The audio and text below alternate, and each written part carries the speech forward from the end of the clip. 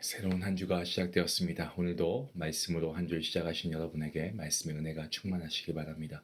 우리 다 함께 기도하심으로 1월 19일 월요일 매일 예배 시작하겠습니다. 기도합니다. 은혜와 사랑이 풍성하신 하나님, 오늘도 우리를 하나님의 말씀으로 인도하시고 말씀을 통하여 우리를 먹이시고 또한 하나님의 은혜의 강가로 인도해 주시니 감사합니다. 한 주의 시작을 주님께 올려드립니다. 우리의 시간과 또 우리의 계획과 우리의 마음을 주님께 맡깁니다. 이 예배가 한 주의 방향을 정말 말씀 가운데 새롭게 정하는 거룩한 출발이 되게 허락하여 주시옵소서.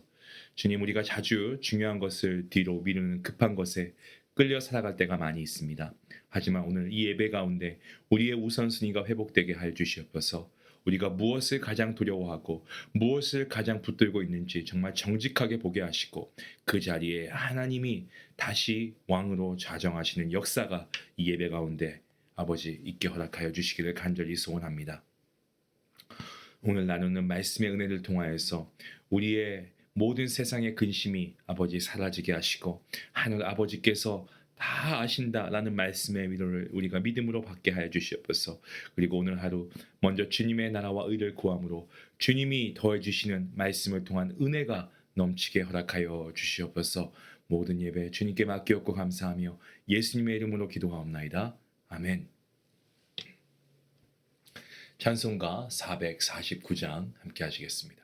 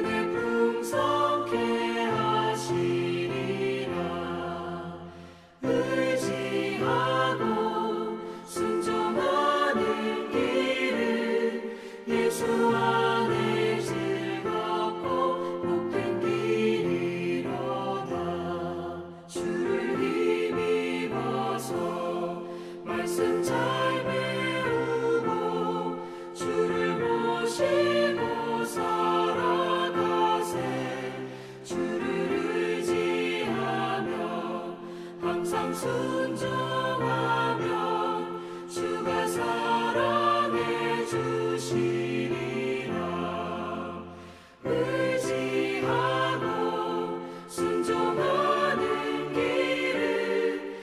예수 안에 즐겁고 복된 길이로다.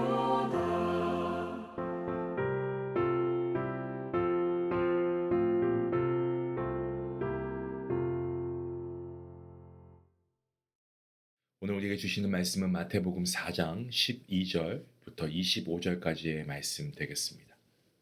우리 함께 같이 말씀을 읽도록 하겠습니다.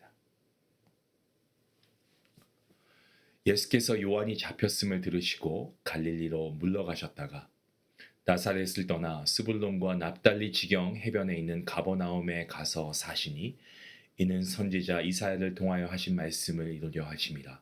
일렀으되 스불론 땅과 납달리 땅과 요단강 저편 해변 길과 이방의 갈릴리여, 흑암에 앉은 백성이 큰 빛을 보았고 사망의 땅과 그들의 앉은 자들에게 빛이 비치었도다 하였느니라. 이때부터 예수께서 비로소 전파하여 이르시되 회개하라, 천국이 가까이 왔느니라 하시더라. 갈릴리 해변에 다니시다가 두 형제 곧 베드로라 하는 시몬과 그의 형제 안드레가 바다에 금을 던지는 것을 보시니 그들은 어부라. 말씀하시되 나를 따라오라, 내가 너희를 사람을 낚는 어부가 되게 하리라 하시니 그들이 곧 그물을 버려두고 예수를 따르니라. 거기서 더 가시다가 다른 두 형제 곧 세베대의 아들 야고보와 그의 형제 요한이 그의 아버지 세베대와 함께 배에서 그물 깁는 것을 보시고 부르시니 그들이 곧 배와 아버지를 버려두고 예수를 따르니라. 예수께서 온 갈릴리에 두루 다니사 그들의 회당에서 가르치시며 천국 복음을 전파하시며 백성 중에 모든 병과 모든 약한 것을 고치시니 그의 소문이 온 수리아에 퍼진지라. 사람들이 모든 앓는 자 곧 각종 병에 걸려서 고통당하는 자, 귀신 들린 자, 간질하는 자, 중풍 병자들을 데려오니 그들을 고치시더라. 갈릴리와 데가볼리와 예루살렘과 유대와 요단강 건너편에서 수많은 무리가 따르니라. 아멘. 우리 주님께서는 요한에게 세례를 받으신 후에 40일간 금식하시고 이 마귀의 시험을 말씀으로 물리치십니다. 그리고 그리스도 이 메시아로서의 사명을 감당할 준비를 모두 마치시죠. 오늘 본문 말씀은 예수님의 공생의 사역을 본격적으로 보여주고 있는 말씀인데요. 이 마태복음은 사건을 어떤 단순한 시간 순으로 배열하지는 않습니다. 예수님의 세례와 그리고 광야에서의 시험 이후 예수님은 갈릴리에서 하나님 나라의 복음을 선포하기 시작하십니다. 본문 12절 말씀에 예수께서 요한이 잡혔음을 들으시고 요한복음에 따르면 예수님께서는 처음에 남쪽 유대 지역에서 사역을 하셨습니다. 하지만 이 분봉왕 헤롯 이 안티파스가 부당한 결혼을 하고 그리고 이를 책망한 이 세례 요한을 투옥합니다. 그러니까 예수님께서는 이 사역의 중심을 남쪽 유대에서 이 북쪽 갈릴리로 옮기십니다. 이에 대해서 13절 말씀이 더 구체적으로 설명합니다. 나사렛을 떠나 스불론과 납달리 지경 해변에 있는 가버나움에 가서 사시니 나사렛, 스불론, 납달리, 가버나움은 모두 이 갈릴리 호수 주변의 지역입니다. 특히 가버나움은 갈릴리 호수 북서쪽에 위치한 호반 도시인데요. 당시에 비교적 번성했던 곳으로 그렇게 알려져 있습니다. 주님께서는 이곳에서 많은 이적을 행하셨고 또 하나님 나라의 복음을 선포하시기도 했습니다. 자, 그런데 마태는 예수님께서 갈릴리에서 사역하신 것이 단지 어떤 전략적인 선택이 아니고 구약에서의 예언을 성취하시기 위함이다라고 언급합니다. 본문 14절과 15절, 16절 말씀에 이런 말씀이 있죠. 이는 선지자 이사야를 통하여 하신 말씀을 이루려 하심이다 라는 말씀, 그리고 흑암에 앉은 백성이 큰 빛을 보았고 빛이 비추었다. 이 말씀은요, 이사야 9장 1절과 2절 말씀의 성취입니다. 갈릴리는 자연 환경만 보면은 정말 비옥하고 아름다운 땅이라고 합니다. 하지만 영적으로는 말씀을 알지 못하고 이방 문화와 가치관 속에 흔들리면서 하나님의 어떤 그런 은혜의 자리에 떠나 있었기 때문에 흑암에 앉은 백성, 사망의 땅과 그늘에 앉은 자들, 그렇게 묘사가 되고 있습니다. 하지만 이것은 비단 갈릴리만의 이야기가 아닙니다. 예수 그리스도의 빛이 없는 인생은요, 겉으로 무엇을 누리고 있다고 해도 결국에는 흑암 속에 앉아 있는 인생일 뿐입니다. 하지만 이와는 반대로 빛 대신 주님이 찾아오시면, 빛 대신 주님을 우리가 모시면 이전의 삶이 얼마나 어두웠든지, 얼마나 사망의 냄새가 진동했는지 우리는 이 빛 대신 주님의 오심을 통해서 깨닫게 되는 것이죠. 본문 17절 말씀을 보시면 예수님의 공생의 선포가 울려 퍼집니다. 이때부터 예수께서 비로소 전파하여 이르시되 회개하라 천국이 가까이 왔느니라. 세례 요한도 같은 말을 외쳤습니다마는 이 요한의 외침이 천국의 실체가 오신다 라고 하는 것이었다면, 예수님의 외침은 그 천국의 실체가 바로 나다라고 선포하고 있는 말씀입니다. 여기서 회개하라라는 말씀 가운데 회개라고 했을 때 이것은 단지 우리가 눈물로 후회하는 감정, 이런 것이 아니고 정말 내 인생의 주인을 바꾸는 믿음의 결단입니다. 천국이 가까이 왔다라고 하는 이 말씀은요, 하나님께서 너의 주인이시다라고 하는 그러한 선언입니다. 우리가 가정에 또한 세상의 모든 영역 가운데 하나님의 다스림을 인정하면 그 가정이, 그리고 내가 있는 그곳이 하나님 나라가 되고, 그리고 우리의 일터와 관계도 이와 동일하죠. 천국이라고 했을 때 그것은 먼 훗날의 이야기라고 오해하시는데 그것이 아니고, 물론 우리가 믿는 성도는 나중에 우리가 다 이 땅에서 생을 마감하면 하나님 나라에 갑니다. 하지만 그렇게 먼 훗날만의 이야기가 아니라 오늘 내 삶의 주님의 통치가 시작될 때 그곳이 바로 천국이 임하는 곳이다라는 것입니다. 본문 18절부터 22절까지 말씀에서 예수님은 제자들을 사람을 낚는 어부로 부르시고 있습니다. 우리가 너무나 잘 알고 있는 말씀의 내용이죠. 갈릴리 해변에서 베드로 그리고 안드레가 그물을 던지는 것을 보시고 주님께서 나를 따라오라, 내가 너희로 사람을 낚는 어부가 되게 하겠다라고 말씀하시니까 이 둘이 어떻게 합니까? 곧 그물을 버리고 예수님을 따릅니다. 사실 이 만남은 완전 주님과의 처음 만남은 아니에요. 이미 예수님을 소개받았던 경험이 있었습니다. 하지만 오늘 본문은요, 공식적인 제자로서의 부르심입니다. 여기서 중요한 것은 사람을 낚는 이라고 하는 이 말씀의 표현이죠. 물고기를 잡는다라고 했을 때 이것은 결국 죽이기 위함 아니겠습니까? 하지만 사람을 낚는다라는 것은, 사람을 얻는다라는 것은 살리기 위함입니다. 문자적으로는 사람의 어부, 사람을 낚는 어부, 사람을 주님께 연결해, 주님께 데려오는 거죠. 주님께 연결해서 영원한 생명으로 인도하는 자가 된다는 그런 뜻 아니겠습니까?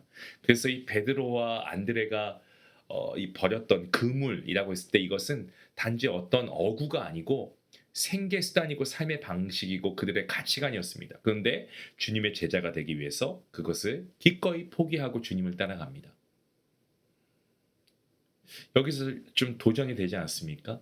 여러분, 주님이 부르시면 가장 먼저 아마 여러분에게 주저함이라고 하는 이 단어가 떠오를 것 같아요. 오늘 이 말씀이 여러분에게 하나님께서 원하시면 주님, 제가 여기 있습니다, 저를 사용해 주시옵소서 라는 믿음의 고백이 바로 우리의 입술을 통해서 고백되어질 수 있기 원합니다. 오늘 베드로와 안드레처럼 말이죠. 예수님께서는 이어서 야고보와 요한도 부르십니다. 그들은 배에서 그물을 깁고 있었고요. 그들이 곧 배와 아버지를 버려두고 예수를 따랐다라고 기록하고 있습니다. 배는 소유를 얘기하고 있는 거고요. 아버지는 관계를 상징하고 있는 말씀입니다. 여러분, 주님을 따른다라고 했을 때 이것은 소유보다 앞서고 관계보다 우선합니다. 하지만 주님께서는 그 버림을 헛되이 하지 않으시고요, 영원한 가치로 바꾸어 주시죠. 우리가 버린다라고 해서 우리가 잃어버리는 게 아니에요. 하나님께서는 더 귀하고 영원한 가치로 바꾸어 주시는 분이신 줄로 여러분 믿으시길 바랍니다. 본문 23절, 24절, 25절 말씀에서 예수님은 사역을 한 문장으로 요약하시죠. 예수님의 사역에 대해서 한 문장으로 이렇게 요약을 하십니다. 23절 말씀에 예수께서 온 갈릴리에 두루 다니사 그들의 회당에서 가르치시며 천국 복음을 전파하시며 백성 중에 모든 병과 모든 약한 것을 고치시니. 여러분, 예수님의 사역에는 세 가지 핵심 동사가 있습니다. 가르치셨다라는 것과 전파하신다라는 것과 고치셨다라는 거죠. 예수님의 사역은 영혼만이 아니고 정말 삶 전체를 새롭게 하는 전인적 사역이었습니다. 말라기 이후 정말 오랫동안 선지자의 말씀이 끊겼던 시대에 예수님께서 하나님 나라를 선포하시고 병든 자를 고치십니다. 그러니까 그 소문이 수리아까지 퍼지고 갈릴리와 그리고 데가볼리와 예루살렘과 유대와 요단 건너편에서 수많은 무리가 몰려오기까지 합니다. 사람들은 대개 문제 해결을 위해 주님께 나아옵니다. 하지만 주님을 만나면 어떻습니까? 문제보다 훨씬 더 큰 것, 그것을 받게 되죠. 영원한 생명입니다. 그리고 주님은 빛이시기 때문에 이 영원한 생명의 빛을 우리가 얻게 되는 것이죠. 원래 우리는 흑암에 속한 그러한 자식 아니었습니까? 죄의 자녀였고 진노의 자녀였습니다. 사망의 그늘 아래 있었던 자였습니다. 그런데 어떻게 빛 가운데 살아갈 수 있습니까? 우리가 빛 대신 주님의 말씀을 묵상하고 그 말씀 안에 거할 때 가능하죠. 이럴 때 우리가 딱 떠오르는 말씀 한 구절이 있습니다. 시편 119편 105절 말씀이죠. 주의 말씀은 내 발의 등이요 내 길에 빛이 나이다. 말씀이 없으면 길이 보이지 않습니다. 말씀을 우리가 읽고 사모해야 하는 이유가 또 여기에 있죠. 자, 그러면 우리가 어떻게 주님을 따르고 사람의 업으로 살 수 있을까요? 이 또한 말씀 안에 거할 때. 우리가 말씀에 거해야 주님의 제자다운 제자로 우리가 빚어질 수가 있습니다. 말씀은 이러한 능력을 가지고 있습니다. 사랑하는 성도 여러분, 오늘도 우리가 하나님의 이 빛 대신 하나님의 말씀 가운데 살아갈 수 있기 원합니다. 그래서 우리가 주님의 빛 가운데 거하고 정말 이 땅에 있는 우리 주변의 사람들뿐만 아니라 이 땅의 모든 인류를 위해서 우리가 기도하며 아직도 주님을 모르고 죽어가는 이들을 위해서 영원한 생명이시고 빛 대신 구원자 예수 그리스도, 이분을 우리가 전하면 좋겠습니다.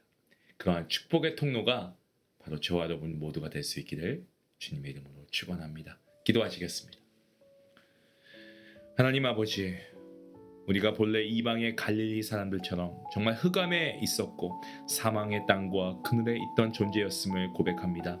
그런 우리가 영원한 생명을 얻은 그러한 주님의 자녀가 될 수 있었던 것은 영원한 생명 되신 주님께서 그 빛을 우리에게 비추어 주셨기 때문인 줄로 믿습니다. 우리 모두가 주님께서 비추어 주시는 빛 속에 살기 위해서 날마다 우리를 정말 말씀을 통해서 아버지 올바른 방향과 길로 인도하시는 아버지 그러한 하나님의 은혜를 맛볼 수 있게 허락하여 주시옵소서. 주님의 말씀을 가까이 하고 순종케 허락하여 주시옵소서. 또한 우리를 주님의 제자로 불러주시니 감사합니다. 우리가 정말 주님의 제자로 살아갈 수 있을 때 필요한 아버지 모든 것들을 주님이 채워주시기 때문에 우리가 세상에 있는 것들을 추구하기보다 불필요한 것들, 또한 아버지 우리가 정말 우리가 믿음 생활하는데 걸려 넘어지게 하는 것들을, 이러한 장애물들을 제거할 수 있는 믿음과 용기를 허락하여 주시옵소서. 하나님께서 정말 우리를 심어주신 아버지 그 자리에서 머물게 하신 그 자리에서 살게 하신 삶의 자리에서 주님의 제자로 살아갈 수 있게 허락하여 주시옵소서. 그러기 위하여 오늘 하루도 주님의 말씀을 우리가 깊이 묵상하고 그 말씀에 순종하는 한 날 되게 허락하여 주시옵소서. 모든 말씀 예수님의 이름으로 기도하옵나이다. 아멘.